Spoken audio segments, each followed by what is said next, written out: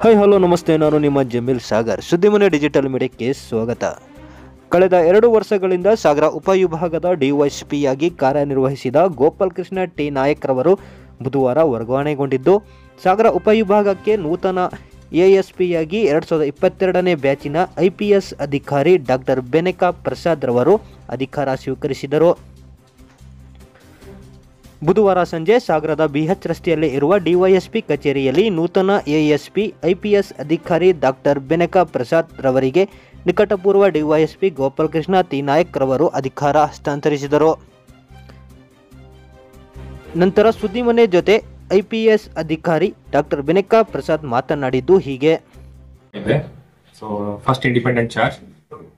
SP sir guidance ಅಲ್ಲಿ ಒಳ್ಳೆ ಕೆಲಸ ಮಾಡಬೇಕು ಅಂತ ಇಲ್ಲಿಗೆ ಬಂದಿದ್ದೇನೆ. Will take everybody along. ನಮ್ಮ ಸ್ಟಾಫ್ ಇರ್ಬೋದು, ಪಬ್ಲಿಕ್ ಇರ್ಬೋದು, ವೇರಿಯಸ್ ಕಮ್ಯುನಿಟೀಸ್ ಇರ್ಬೋದು, ಎಲ್ಲ ಸ್ಟೇಕ್ ಹೋಲ್ಡರ್ಸ್ನು ಒಟ್ಟಿಗೆ ತಗೊಂಡು ಕೆಲಸ ಮಾಡಬೇಕು ಅನ್ನೋ ಆಸೆ ಇದೆ. I hope everybody, all stake holders, public, media, everybody will cooperate. ನಮ್ಮ DG ಸರ್ ಸಲೀಂ ಸರ್ ಬಂದಾಗಿಂದ ಅದು ಮನೆ ಮನೆಗೆ ಪೊಲೀಸ್ ಅಂತ ಒಂದು ಕಾರ್ಯಕ್ರಮ ಶುರು ಆಗಿದೆ. ವೇರ್ ಪ್ರೊಆಕ್ಟಿವ್ಲಿ ಪಬ್ಲಿಕ್ ನಮ್ಮ ಹತ್ರ ಸಮಸ್ಯೆಗಳನ್ನ ತಗೊಂಡ್ ಬರೋಕ್ಕಿಂತ ಮುಂಚೆ ನಾವೇ ಅವ್ರ ಮನೆ ಬಾಗಿಲಿಗೆ ಹೋಗಿ ಅರಿವು ಮೂಡಿಸ್ತಕ್ಕಂಥ ಕೆಲಸ ಆಗಿರ್ಬೋದು, ಅವ್ರ ಸಮಸ್ಯೆಗಳನ್ನ ಕೇಳ್ತಕ್ಕಂಥ ಒಂದು ಸಣ್ಣ ಪಾಸ್ಪೋರ್ಟ್ ವೆರಿಫಿಕೇಶನ್, ಆ ರೀತಿಯಾದ ಸೇವೆಗಳನ್ನ ಅವ್ರ ಮನೆ ಬಾಗಿಲಿಗೆ ತಲುಪಿಸಲಿಕ್ಕೆ ಒಂದು ಕಾರ್ಯಕ್ರಮ ಹೂಡ್ಕೊಂಡಿದ್ದೇವೆ. ಅದನ್ನು ನಾವು ಅತ್ಯಂತ ಪರಿಣಾಮಕಾರಿಯಾಗಿ ನಮ್ಮ ಸಬ್ ಡಿವಿಷನ್, ನಮ್ಮ ಉಪವಿಭಾಗದ ವ್ಯಾಪ್ತಿಯಲ್ಲಿ ಜಾರಿ ಮಾಡಲಿಕ್ಕೆ ಎಲ್ಲ ಕಟ್ಟುನಿಟ್ಟಿಗೆ.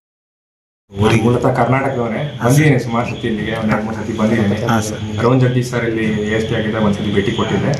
ಬೇಸಿಕ್ ಐಡಿಯಾ ಇದೆ. I hope with SP sir's guidance and with all the staff, ನಮ್ಮ outgoing DSP and current staff ಯಾರಿದ್ದಾರೆ ಅವ್ರ ಮೂಲಕ ಎಲ್ಲ ತಿಳ್ಕೊಂಡು ಒಳ್ಳೆ ಕೆಲಸ ಮಾಡಿ.